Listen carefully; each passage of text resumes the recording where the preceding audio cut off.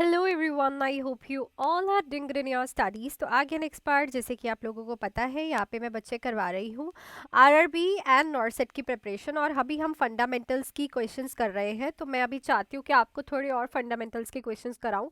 Then हम psychiatric पे जाएंगे, देन मेडिकल सर्जिकल। तो सब्जेक्ट वाइज अब एमसीक्यूज कर रहे हैं। तो ये सीरीज़ काफ़ी लंबे समय से चलती आ रही है, तो आप प्रीवियस वीडियोज़ को ज़रूर देखिएगा। मैं ऑलरेडी 2540 क्वेश्चंस करवा चुकी हूँ। 2541 क्वेश्चन आज हम करने जा रहे हैं। अगर आप इस चैनल पे न्यू है, चैनल को लाइक शेयर सब्सक्राइब जरूर करना। एंड अगर कोई भी बच्चा बैचेस में डिटेल में मेरे साथ पढ़ना चाहता है, तो आरआरबी के 3 मंथ्स के batches, important topic batch and theory batch. Important topic batch की फीस है 3 मंथ्स की 1299 और थ्योरी बैच की है 2199। जिनका बेसिक क्लियर है वो ये बैच ज्वाइन कर सकते हैं, अदरवाइज आप बेसिक क्लियर करने के लिए anatomy and physiology theory batch जा सकते हो। नॉर्सेट 8 का 50 डेज का बैच चल रहा है, जिसकी फीस है ओनली 1299, जिसमें आप लोगों को इंपॉर्टेंट टॉपिक्स मिल रहे हैं, प्लस एमसीक्यू क्लासेस मिल रही हैं, प्लस टेस्ट सीरीज मिल रही हैं, प्लस नॉन नर्सिंग की क्लासेस भी मिल रही हैं। तो आप लोग ये ज्वाइन कर सकते हो आज ही इस नंबर पे मेरे से कॉल या फिर मैसेज पे बात करके। चलो मैं चलती हूँ अपने क्वेश्चन पे। पहला ही क्वेश्चन है, the nurse is preparing to administer a subcutaneous injection of heparin, which site is most appropriate.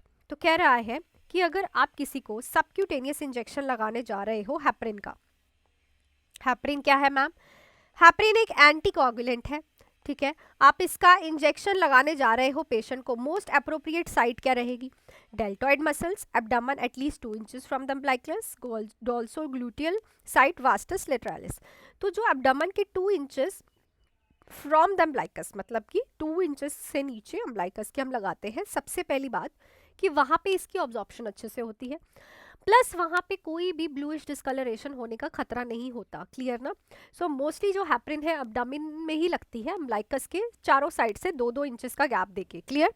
यहाँ पे जो राइट ऑप्शन रहेगा, राइट साइड रहेगी, इज ऑप्शन नंबर 2। नेक्स्ट देखो, the nurse is reinforcing discharge teaching to a client with a new colostomy with statement indicate correct understanding. तो आज हम थोड़ी से प्रैक्टिकल बेस्ड क्वेश्चन कर रहे हैं कि अगर नर्स जो है डिस्चार्ज टीचिंग दे रही है क्लाइंट को, उसके न्यू क्लॉस्टमी लगी है, तो इसमें से कौन सी स्टेटमेंट बताएगी कि उसको सब चीज़ें समझ आ गई हैं जो आपने डिस्चार्ज में टीचिंग दी है? I can clean around the sorry stoma with alcohol based wipes.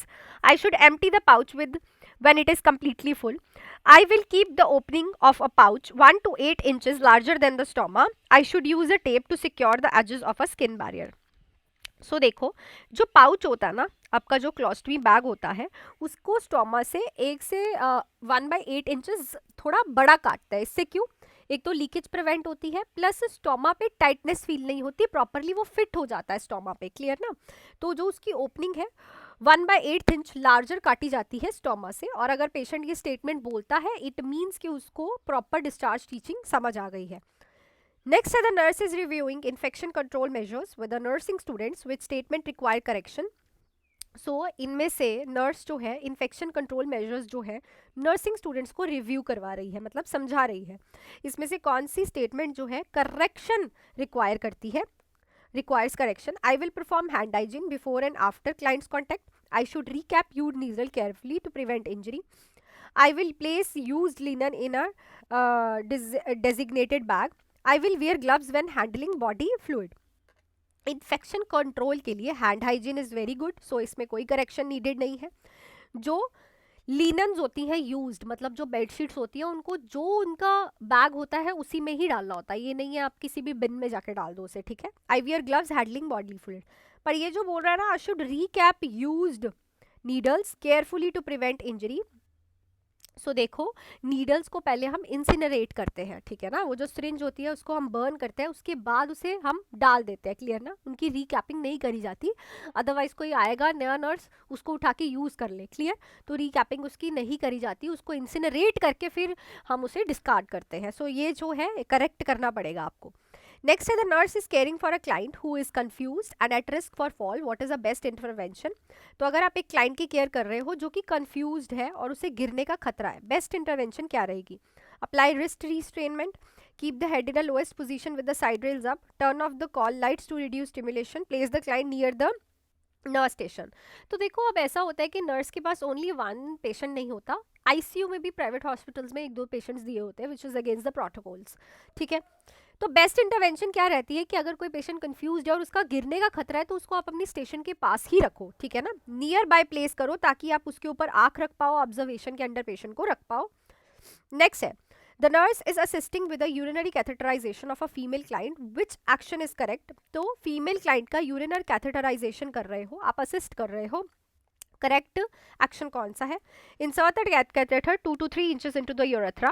Use clean technique instead of sterile technique. Inflate the catheter balloon before insertion. Insert the catheter into vagina if resistance is met. Why? This is totally wrong. हमें कभी भी वजाना में catheter openings properly देखनी होती है क्योंकि ऊपर नीचे है दोनों यूरेथ्रा और वजाना की ओपनिंग, तो प्रॉपर में डालो। बैलून हमेशा अंदर कैथेटर डाल के इंसर्ट किया जाता है, बाहर नहीं करते, ठीक है। और स्टराइल टेक्निक यूज करनी है, क्लीन नहीं, बिकॉज ये एक इनवेजिव प्रोसीजर है, अंदर जा रहा है पेशेंट की बॉडी के, तो इट शुड बी स्टराइल। और बिल्कुल करेक्ट एक्शन क्या है कि जो कैथेटर है उसको 2 से 3 इंचेस ही आगे यूरेथ्रा के लेके जाया जाता है ताकि कोई भी ब्लैडर को ट्रॉमा ना हो। क्लियर?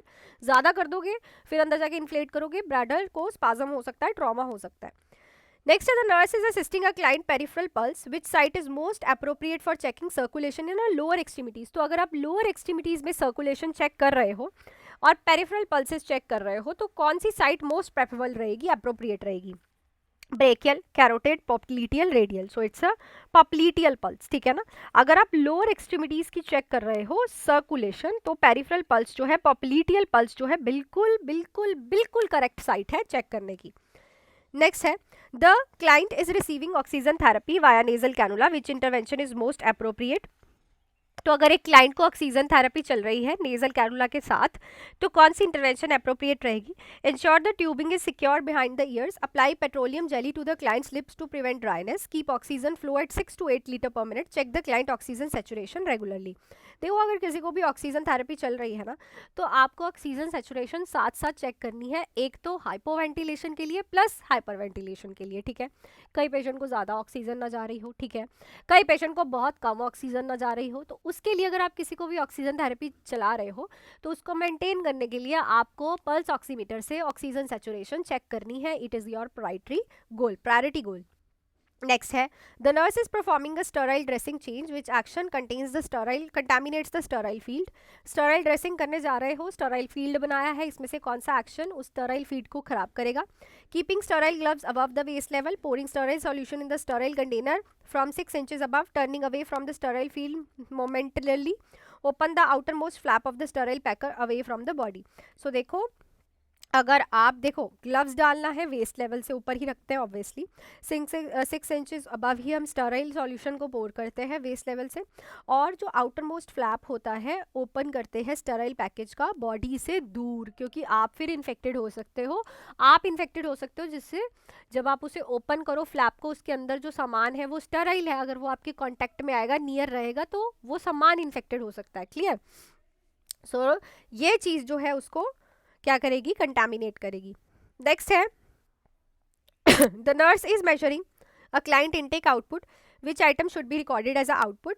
देखो मैं रेगुलर वीडियोस आप लोगों के लिए लेके आती हूँ, इवन कि I am tired, I am ill, तो भी मैं आप लोगों के लिए क्लासेस डालती हूँ, तो प्लीज़ क्लासेस को सपोर्ट किया करो, शेयर किया करो, लाइक किया करो, ताकि अच्छा मेरे को भी अच्छा लगे, मैं भी इंकरेज हो कि अगर बीमार हूँ, ठीक हूँ, जैसा भी हूँ, मैं वीडियो डालती हूँ आप लोगों के लिए। ये सीरीज़ मैंने आज तक रोकी नहीं है, 2550 क्वेश्चंस मैंने करा दिए, पर आज तक मैंने इस वीडियो को कभी भी गैप में नहीं डाला, एक्सेप्ट संडे मैं एक ऑफ लेती हूँ, ठीक है। तो आप भी अच्छे बच्चे बन के, ठीक है, इनको लाइक करो, शेयर करो प्लीज़, ताकि मैं भी इंकरेज होके, मोटिवेट होके आप लोगों के लिए क्लासेस डालूँ और मुझे भी मेरा रिवॉर्ड मिले, ठीक है ना। सो इनटेक आउटपुट आप चेक कर रहे हो, कौन सी आइटम जो है आप रिकॉर्ड करोगे। आउटपुट के लिए 500 ml of IV fluid infused, 250 ml of ice chips consumed, 100 ml of gastric suction drainage, 200 ml of orange juice consumed. तो आउटपुट मतलब कितना बाहर आ रहा है, तो it is a suctioning. Drainage जो है वही तो होती ना आउटपुट, इनटेक का मतलब होता है आप दे रहे हो जो उसको, तो हम यहाँ पे इन्फ्यूज्ड में भी दे रहे हैं, कंज्यूम में भी दे रहे हैं, इसमें भी दे रहे हैं, पर जहाँ से हम निकाल रहे हैं दैट इज़ अ दिस, ठीक है ना। तो इसके लिए हम रिकॉर्ड करेंगे।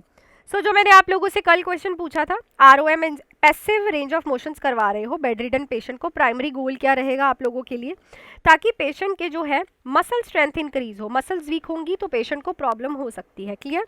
सो that's it for this video अच्छी लगी है तो वीडियो को लाइक शेयर सब्सक्राइब चैनल को ज़रूर करना और सपोर्ट करो इस चैनल को जितना ज़्यादा हो सकता है, क्योंकि इस चैनल ने आपको रेगुलर वीडियोस दी हैं।